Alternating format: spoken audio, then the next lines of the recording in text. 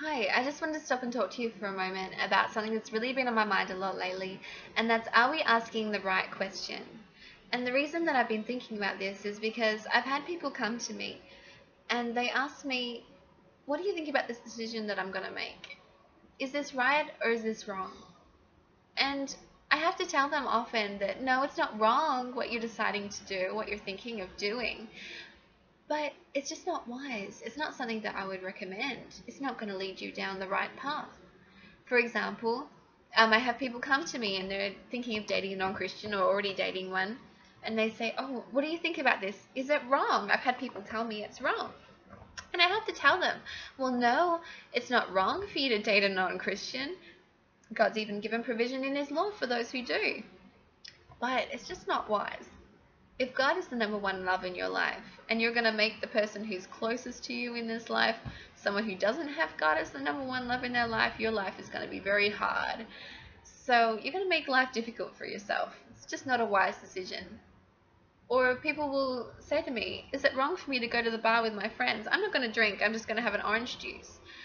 And I have to say, well, no, you haven't sinned, but it's just not wise considering the kind of people that are going to be there, the atmosphere that you'll be in, the kind of things that go on there, the way it will look to others, etc.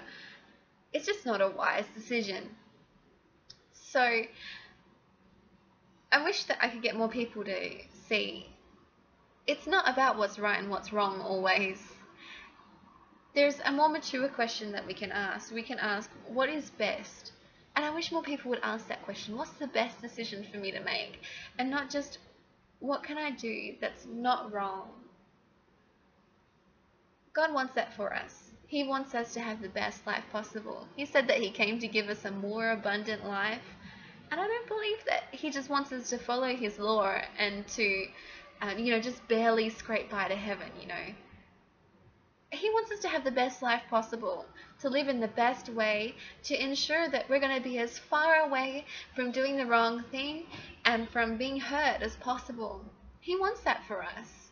That's why he's given us the books of wisdom literature that I wish that we would touch on more. Psalms and Proverbs and Ecclesiastes and the Song of Solomon are books of wisdom literature.